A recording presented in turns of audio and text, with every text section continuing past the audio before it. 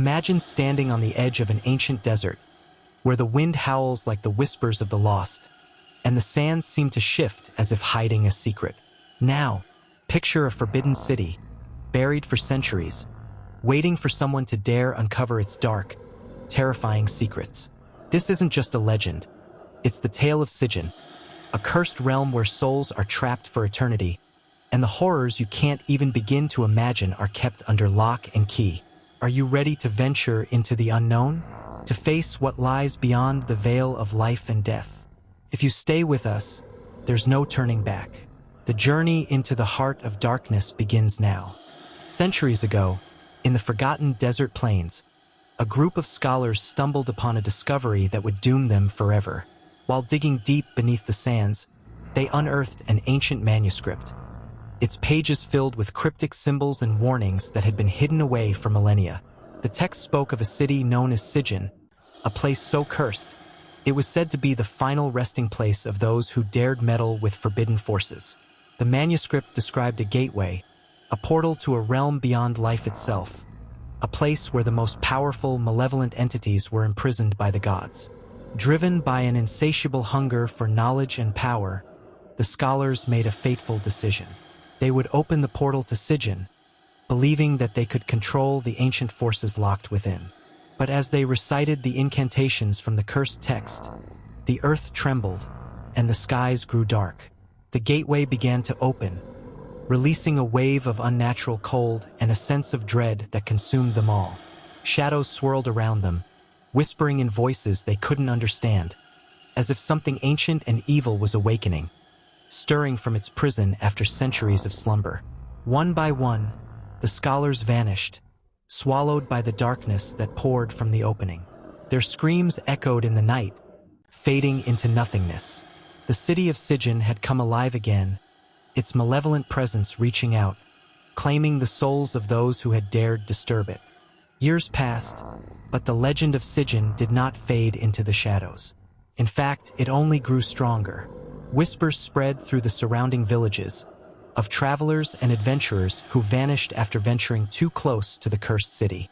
The more people heard about the city, the more they sought to find it, driven by a mixture of fear, curiosity, and the belief that there was treasure beyond imagination buried in the heart of Sijjin. But none of them ever returned. One night, a group of treasure hunters, eager for riches and glory, set out on a perilous journey toward the heart of the desert. They had heard the rumors, felt the pull of Sijjin's dark allure. Armed with maps, ancient texts, and their own arrogance, they believed they were prepared for whatever lay ahead. But as they ventured deeper into the desert, something unnatural began to happen. The winds howled louder, the night grew colder, and a sense of being watched crept over them. It was as if the desert itself was alive, a sentient entity that could sense their presence, pushing them towards Sijjin's gates. When they finally arrived at the city's entrance, they found a place frozen in time, its structures standing in eerie silence. No wind, no sound, just an all-consuming, unnatural stillness. The air around them was thick with the presence of something ancient, something evil, and the city of Sijjin seemed to breathe with an unsettling life of its own. As they stepped inside, the first of them disappeared without a trace. The others, terrified, searched for him but found only his abandoned belongings scattered across the dust-covered ground. The walls themselves seemed to whisper his name, calling him into the darkness, and the remaining adventurers began to realize that Sijjin was not just a city. It was a prison, and they had unknowingly walked right into it. As the treasure hunters realized their mistake, the malevolent force that had been sleeping for centuries began to stir. The air grew heavy, and the shadows seemed to move on their own, creeping closer, almost alive. The curse of Sijjin wasn't just a myth, it was a tangible force, something that fed on the fear and souls of those who dared to enter. They could feel it now, pressing in on them from all sides. They attempted to leave, but the desert itself seemed to twist, reshaping itself, trapping them inside the city. The once grand structures of Sijjin, now crumbling and decayed, seemed to shift, their dark, towering silhouettes looming over them as if they were alive. The more the adventurers tried to escape, the more the city swallowed them, keeping them in its grasp. The entity within Sijjin, an ancient demon that had been imprisoned by the gods, was awakening. Its power grew stronger with every passing second, and it was using the adventurers to break free. It whispered to them in the voices of the vanished, beckoning them into its dark embrace, promising freedom from their fear if they gave in. But the moment they heard its call, it was already too late. They had already sealed their fate. One by one, the adventurers began to vanish into the shadows, their screams lost in the air as the entity claimed their souls for eternity. As the final adventurer, John, struggled to hold onto his sanity, he began to understand what Sijjin truly was. The city was not merely a place. It was a prison for the damned, a prison designed to trap souls and feed on their fear. It was a place of darkness, where the gods themselves had sealed away entities too powerful to be allowed free in the world. The demon that haunted Sijjin had once been a terror, one whose very presence could warp reality, and it had been bound here, trapped for eternity. John, clutching the last remaining relic from the outside world, a journal that detailed the cursed history of the city, stumbled upon an ancient altar deep within the heart of Sijjin. The altar, covered in blood-soaked symbols, was the source of the city's curse. It was a place of power, the very origin of the entity's imprisonment. The journal spoke of a ritual that could close the portal and prevent the demon from escaping, if John could perform it in time. But with the city itself fighting against him, the odds seemed impossible. The walls shifted, the shadows deepened, and John could feel the demon's eyes upon him, waiting for him to make the wrong move. Time was running out. John stood at the altar, sweat pouring down his face as the shadows closed in around him.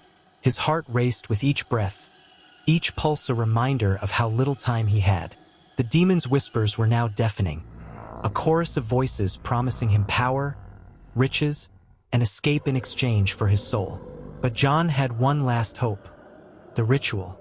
The ancient journal was his only guide, but with every passing second, the dark energy in the city seemed to warp the very words on the pages. He could feel the walls closing in, as though the city itself was trying to crush him. With trembling hands, he began the incantation, each word pulling him deeper into the demon's grip. The ground shook violently, and the altar pulsed with dark energy as the portal between the worlds began to open. Shadows stretched from the darkness, swirling like tendrils around him, pulling at his legs and arms, trying to drag him into the abyss. But John refused to give in. He pressed on, reciting the words with a fierce determination.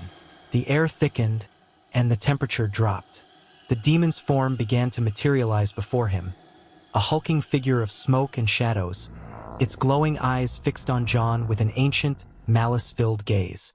In the heart of Sijjin, as the demon fully manifested, it towered over John, its dark presence suffocating. The whispers intensified, now roaring in his ears, trying to break his concentration. The ritual was almost complete, but the demon fought back with every ounce of its power. The ground beneath John's feet cracked and trembled as the city seemed to respond to the demon's fury. John could feel his strength waning, the weight of centuries of evil pressing down on him. But he remembered the last line in the journal: "Only the pure of heart can banish the darkness." It was his final chance, and John knew that he was the only one who could end the curse of Sijjin. In one final surge of will, he completed the ritual, his voice trembling but unwavering. The demon let out an earth-shattering scream as the light from the altar flared brightly, searing through the darkness. The ground shattered, and the city began to collapse around them. The demon howled as its form disintegrated, torn apart by the light. John barely managed to escape the collapsing city, stumbling into the desert as the last remnants of Sijjin crumbled into the abyss. But as he looked back, he saw nothing but the desert's desolate expanse. Sijjin was gone, and with it, the demon. For now, the world was safe. But John knew the truth: darkness never truly disappears. It only waits, lurking, biding its time for the next unwitting soul to release it. Though John survived, the story of Sijjin did not end there. The legend of the cursed city continued to haunt the corners of the world. Its name, its darkness, and the demon that had once terrorized it would never be forgotten. For the desert holds many secrets, and as long as people search for them, the shadows of Sijjin will remain, waiting to claim the next to stumble into its depths. And so, the cycle continues, a never-ending battle between light and darkness, with Sijjin lying in wait, its curse undying. This concludes the full 6-part story. The darkness of Sijjin may have been sealed for now, but the curse will always be there, lurking, ready to rise again.